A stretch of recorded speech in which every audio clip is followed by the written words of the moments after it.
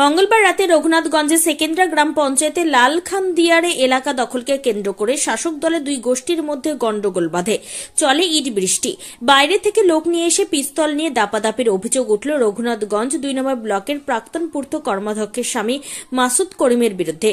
যদিও অভিযোগ উড়িয়ে দিয়ে এলাকায় এলে স্থানীয় লোকজন দুষ্কৃতী তাদের উপর হামলা চালায় বলে পাল্টা দাবি করেছে।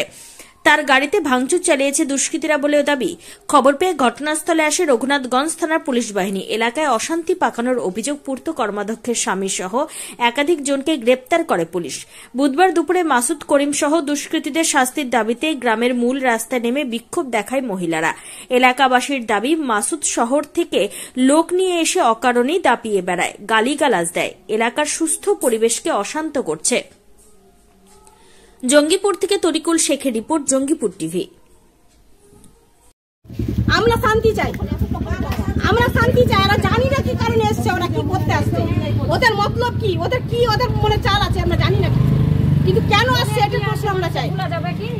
কেন এই প্রশাসন কিছু বুঝতে চায়? কিছু ওনারাও টিএমসি, আমরাও টিএমসি। হ্যাঁ, ওরা তাহলে কেন গালিগালাজ হবে আমাদের? তাহলে কেন আমাদের উপর অত্যাচার হচ্ছে? কারোর সঙ্গে কি কিছু হয়েছিল না হঠাৎই কালকে এসে গালিগালাজ? কিছু ঝামেলা কোনো কিছু নাই, কারোর সঙ্গে কিছুই হয়নি, আমরা সবাই ভালোই ছিলাম, বেশ ছিলাম।